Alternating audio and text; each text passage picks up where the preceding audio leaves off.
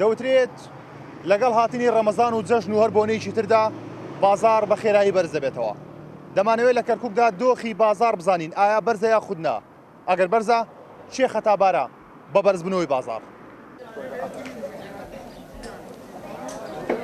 بەڵێ بەرزەوە بۆ بە تایبەتی خواردن و ئەبووە ڕقابەی لەسرا بووە، بەڵام لێرە ھاووڵاتی زۆر لە کاتی ڕەمەزانە زیاد سەرفەکەن.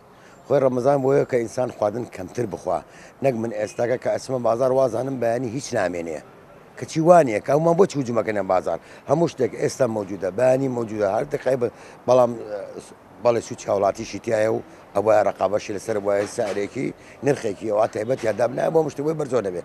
بازار لە ئەستۆی بەرپرسانە ئەگەر بگەڕێن بەم شارەیە بزانن پێش ڕەمەزان چۆن بۆ ئیسە چۆن بووە بە محاسبە بکرێن بە وانە تەلەفۆنەکان زۆر گران بوون ئێستا.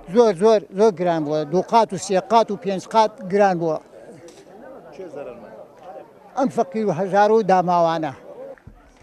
گلەی و گازەندەی هاوڵاتی لە دوکاندار و کاسبکارانی بازارە کە نرخیان بەرز کردوێتەوە، بەڵام خاوەن دوکان و فرۆشیاران بازرگانان بە بەرزکردنەوەی بازار لە ڕەمەزاندا خەتابار دەکەن. هاوکات ئیداری کەرکوکش بەرپرسیار دەزانن کە هیچ چاودێریەکی بازار ناکات. پیاوی فەقیر ناتوانش گران کات، چونکە ئەگەر خۆت نەبوو بیت سێر ماڵی خۆت کە ناتوانیش بە گران بفرۆشی بە کەسانی نەبوو، ئەزانی کەسی فەقیرەیە. بەز ئەو کەسانی کە شتی گرانەکەن ئەو کەسانە لە ژیانە فەقیریان نەبینیوە، لە ژیانە ماندوو نەبوونە بە پارەپولەوە. دەستی ئەمەنێ ئەمە کابرا دوکاندار بە سحریای تێنێ بە سحریای فرۆش هەچ کاتێ بەرز بێ بەرزە فرۆشی نەزبێ نەزەوی فرۆش. لە ئەستۆی تاجرەکانە بەرشتی بە نسبەتی شت و کاڵاکانی بازار بە نسبەتی ئێمەش دەواجنەکانە ڕقابەیەکی سەحیوانیە بەڕاستی بگەڕێ سەرپەرشتی بکاتە سەر بازارەکەیە سعر بۆ شتەکاندانە بۆ کاڵاکاندانە هۆی ئەوەیە. لە ڕۆژانی ڕەمەزاندا پڕکردنەوەی ئەم تورەگە و عەلاگانی دەستی هاوڵاتی تێچوویەکی زیاتری دەوێت وەک لە ڕۆژانی ئاسایی.